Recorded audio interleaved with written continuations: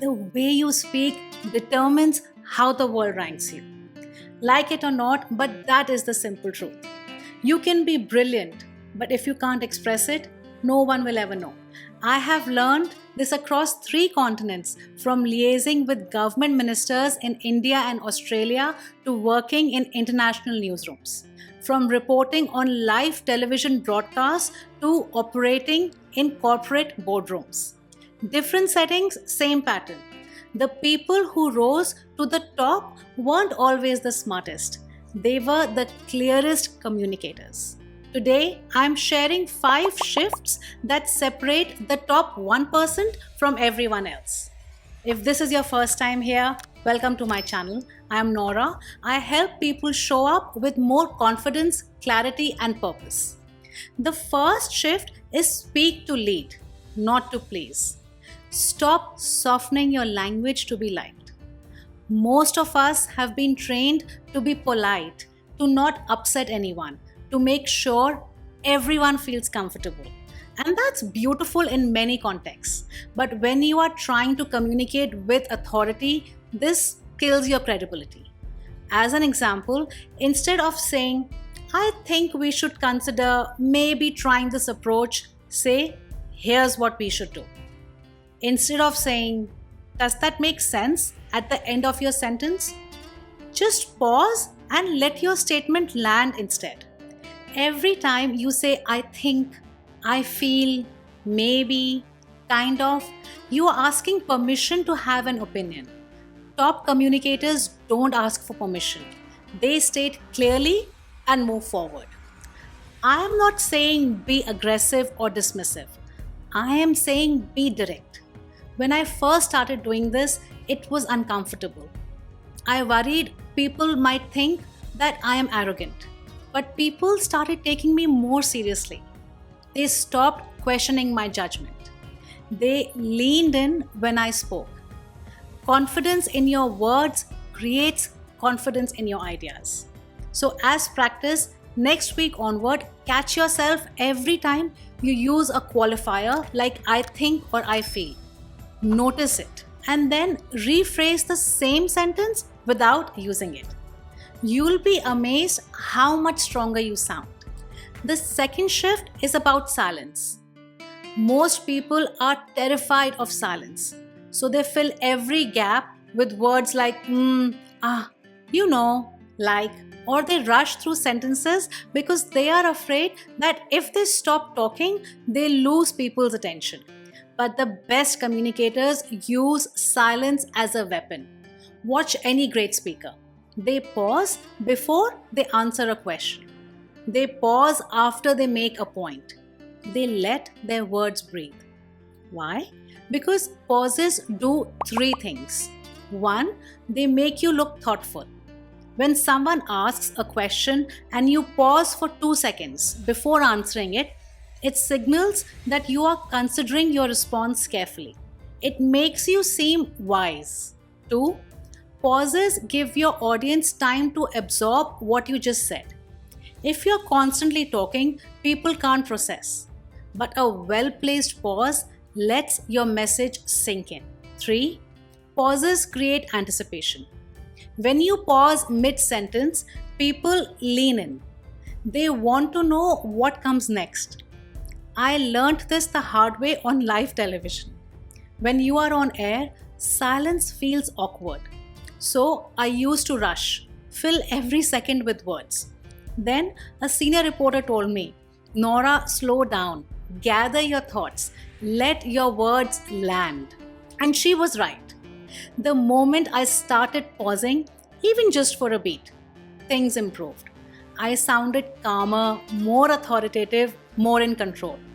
So as practice, before you answer any question today, count 1, 2 in your head. That's it. Just 2 seconds. It will feel like forever to you, but to everyone else, it feels like confidence. Shift number 3 is our body language speaks louder than our words. What people think about you is determined before you even open your mouth. So let's talk about what your body is saying. First, posture. If you are slouched, arm crossed, looking down. You are telling people you're not confident, even if your words are strong. Stand tall. Keep your shoulders back. Take up space. Second, eye contact. When you look at someone in the eye, you are saying, I see you and I am not intimidated. But when you look away constantly, you are saying, I am unsure. Now, I know eye contact can sometimes feel intimidating or you may even feel vulnerable, especially if you are nervous. But there's a trick for that which I have used several times now. If direct eye contact feels too intense, look at the space between someone's eyebrows. They won't know the difference, but you'll feel less exposed. Third, hand gestures. Use your hands even when you speak. It makes you look engaged and energetic. But don't overdo it. Keep your gestures purposeful and in your power zone, which is roughly between your chest and your waist. And finally, smile. A genuine smile, especially at the beginning of a conversation, disarms people and goes a long way. It makes you approachable. It builds trust. So, to practice, record yourself speaking for just 1 minute. Then, watch it back on mute. What is your body saying? Confident or uncertain? Your body is either backing up your words or betraying them. Make sure it's working for you. Shift 4. Listen like your life depends on it. There's a myth that good communicators dominate conversations. They are always ready with something clever to say. In reality, best communicators listen 70% of the time and speak only 30%. The people with most influence aren't the loudest in the room. They are the ones who make others feel heard. So when someone is speaking, don't just wait for your turn. Actually listen. And before you respond, reflect back what you heard. It sounds like this. So what I am hearing is that you are worried about meeting the deadline. Is that right? This simple formula, what I am hearing is, does something powerful. It shows the person you are actually paying attention.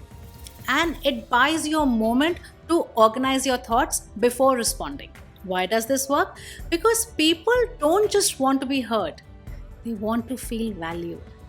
And when you take the time to reflect their concerns back to them, they trust you, they open up, they follow your lead.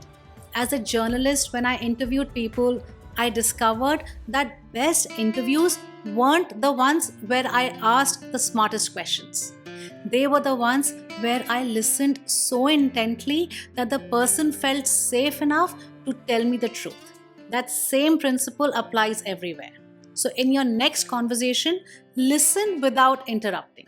You'll be amazed at how much influence you gain by simply making someone feel understood. The fifth shift is simple words create powerful impact. Sometimes we may think that using complicated language makes you sound impressive. Big words, industry jargon, complex sentences. But top 1% communicators choose clarity over complexity. Think about the leaders you admire most, the ones whose words you remember. They don't use fancy vocabulary. They use words that land. Instead of, we need to leverage our core competencies to synergize cross-functional alignment, say, let's use what we are good at and work together better. Simple. Did you see the difference? One version tries to sound impressive, the other version actually communicates. Here's the test I use. If a 10-year-old can't understand what you just said, simplify it. I saw this firsthand working with some of the sharpest political minds in Australia. And one thing that stood out to me, especially watching speeches being crafted, was how much effort went into making a complex policy sound simple. The goal was to make sure every person listening, regardless of their education or background, could understand exactly what was being said. The real power move is when you take something complicated and explain it simply, People think you are brilliant because you've mastered it so completely that you can make it easy for them. Clarity is confidence. Complexity is often just confusion dressed up as intelligence. These 5 shifts, like any skill, take practice. Start with one and focus on it this week. Maybe it's removing qualifiers like I think, maybe from your language. Maybe it's pausing before you answer questions. Maybe it's truly listening in your next conversation. Watch how people start responding to you differently. If this video helped you, share it with someone who needs to hear it. Communication changes everything. Don't forget to subscribe. You've got this, and I'm here with you.